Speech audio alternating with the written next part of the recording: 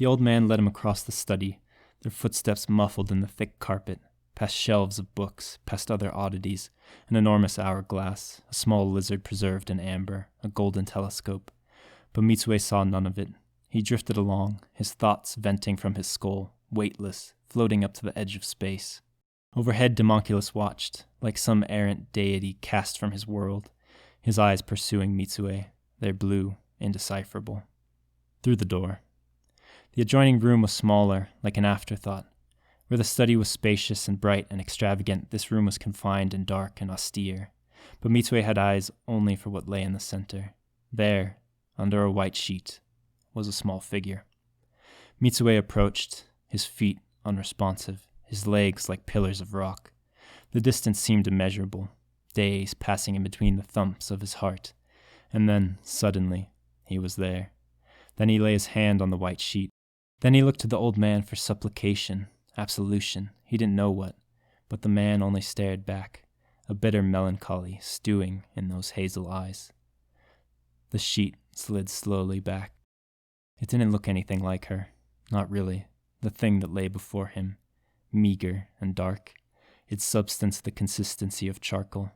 It was naked, its clothes vaporized in the great heat, though there was nothing obscene to conceal anyway. Nothing left of any flesh except a brittle gray clinging to the ribs and the skull. It looked hollow, as if at any moment it would crumble, and the wind would sift the dust of it. The jaw had partially collapsed. Now the mouth hung open, long yellow teeth leering between the fleshless lips.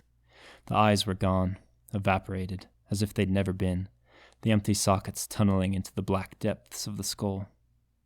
It can't be her. He remembered how she'd looked in life.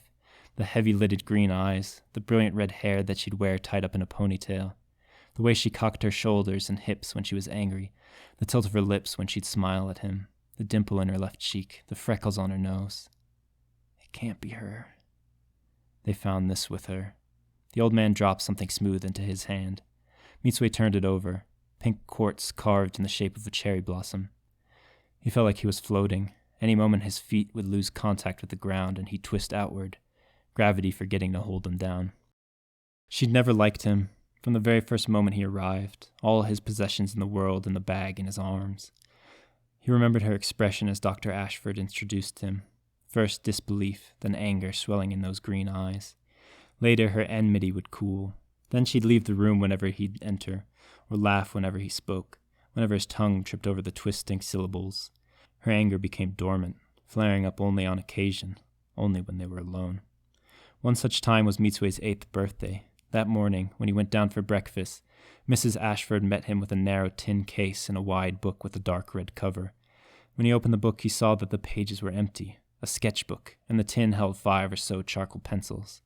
As far back as he could remember, he'd always liked to draw, first with a stick in the dirt, then with brush and ink. Since arriving in Anglia, he'd taken to sketching with old charcoal, making a terrible mess of his hands. He thanked Mrs. Ashford and after breakfast climbed the hill behind the house to the shady apple orchard that stood in the open space. It was late in the season. Half the apples lay rotting on the ground.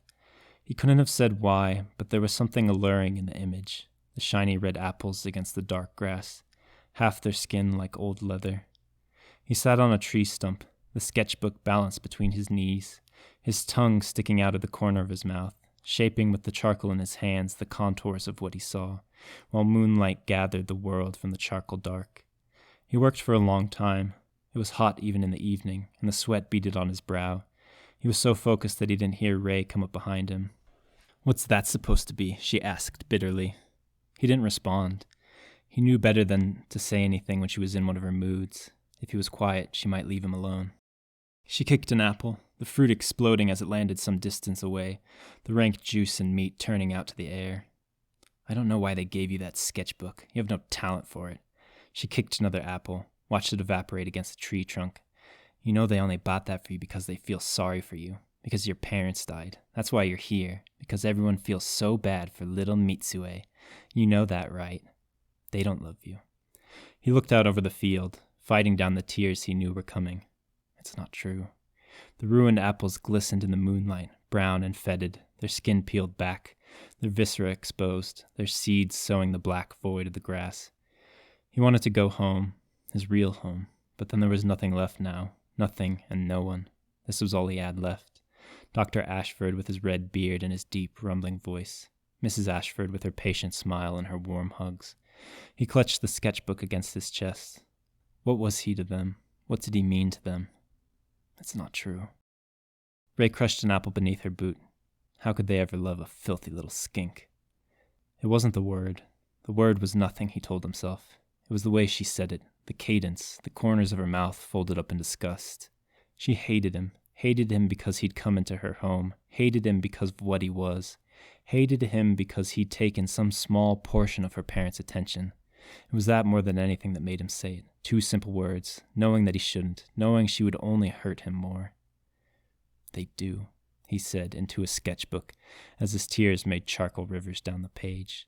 She laughed, then stepping closer, kicked the sketchbook out of his hands.